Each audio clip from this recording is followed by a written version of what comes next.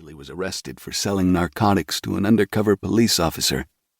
At 30, this wide-set black man was supporting a $150 a day heroin habit. He was here for the money. Faye was 24, a native of Detroit who had kept her hair cropped close to her skull since her first battle with lice at the age of 6. Her lover, a Black Panther chief later slain in an FBI raid on his Mount Elliott Street safe house, had drilled her in the operation and maintenance of automatic weapons. She, in turn, served as instructor for the group. Dawn was the only white person she trusted. She felt no kinship with Mike, whom she accused of demeaning their race by performing for the Hoogies, but at present he was her only convenient source of cocaine. Saul killed for a living. Somewhere in his 20s, from somewhere back east, this slender man with a tight cap of platinum hair was an independent contract murderer, an expert with blade and gun whom Ray had met through a former fellow inmate from San Quentin. Of all of them, Saul alone was on salary. Don was paying him out of the proceeds of the fencing operation he ran out of his pawn shop on Gratiot. Larry was there because he worshipped Don. He had been a small boy when his brother was killed in combat, and Don sent Larry's family a letter reporting the circumstances. But Don had been a frequent visitor to their home since his return from Vietnam and was like an uncle. The group had been drilling weekends on a private island in Lake Superior belonging to Larry's parents, who were vacationing in Europe. He was 18, the youngest in the group. With his delicate features and black hair worn over his ears, he looked a little to Doris like Lord Byron. Teddy was a captain in the Michigan National Guard.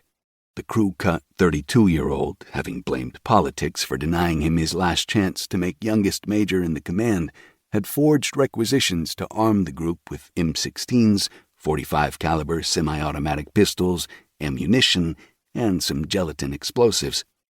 The guard had a warrant out for his arrest. Doris, at 19, was a few months older than Larry, but they had been living together in his family home in Grosse Pointe in his parents' absence. Although the fine-boned blonde also came from wealthy people, she dressed in sweatshirts and jeans and sandals and always looked as if she had just come in from the rain. She thought she was in love with Larry. Since Larry was close to Don, the others tolerated her, but Faye had given up on teaching her how to fire an M16 and had settled for letting her just hold it. Do, re, mi, fa, sol, la, ti, do, sang Don in one of his rare mischievous moods. People come and people go. They picked the second Friday in August. That was far enough into the season, yet far enough away from its close to ensure against having too many people on their hands. Even then, they waited to see what kind of night it would be, because too much moonlight made them targets from outside, and not enough made for poor pickings. If it rained, they would scrub the whole thing.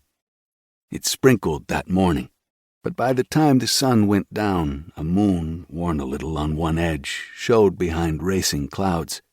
The air was cool and still damp. They separated the pluses from the minuses and voted to go. Chapter 2. The largest passenger-carrying steamboat in the world rocked infinitesimally on the wrinkled surface of the Detroit River, its 80-year-old hull pale in the lights from the dock. Excursion employees referred to it and its slightly smaller sister vessel as the ice cream boats, and their triple-decked configuration and many coats of white paint trimmed in blue and red did invite comparison to the dishes banana splits were served in. The champing of the engine was a soft, moist sound at this remove, exhaling invisible black oil smoke into the night sky above the broad, three-toned stack towering over the pilot house. Captain Edward Macomb Fielding, Captain Eddie to the men who sailed under him, bounded down the gangplank, sucking a cold pipe and drawing a black leather windbreaker on over his white uniform shirt. Coming on 65 with a hearing aid in the bow of his steel-rimmed eyeglasses, he walked with a forward list and a slight stoop that concealed his startling height of 6'5" until he was standing next to someone of lesser stature and looking down on the top of his head. His sunburned flesh was cross-hatched.